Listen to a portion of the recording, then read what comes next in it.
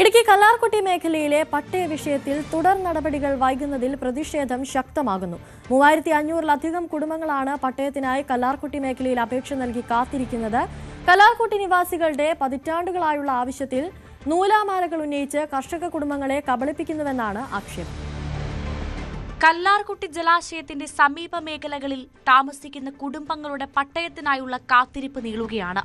നിരന്തരം ആവശ്യമുന്നയിച്ചിട്ടും കർഷകർക്ക് പട്ടയം നൽകാനുള്ള നടപടി സർക്കാർ സ്വീകരിച്ചിട്ടില്ല.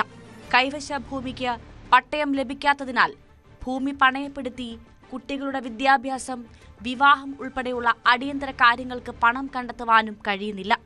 ഈ മേഖലയിലെ ജനങ്ങൾ ഒരുപാട് ആഗ്രഹിച്ചിരുന്നതാണ് പട്ടയം എന്ന കാര്യം.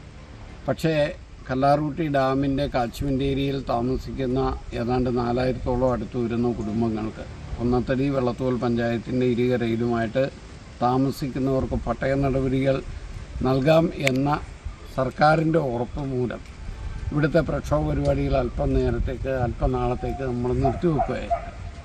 എന്നാൽ ഡിജിറ്റൽ സർവേ നടത്തി പിന്നീട് ഒരനക്കവുമില്ല.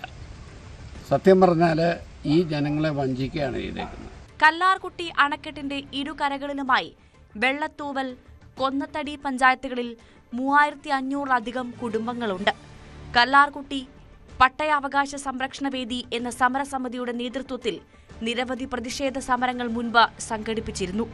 എന്നാൽ ഇവയൊന്നും അധികൃതർ മുഖവിലക്കെടുത്തില്ലെന്നും സർക്കാർ അടിയന്തര നടപടികൾ സ്വീകരിക്കണമെന്നുമാണ് ഇവിടുത്തെ കർഷക കുടുംബങ്ങളുടെ ആവശ്യം. ന്യൂസ് 18 ഇടുക്കി.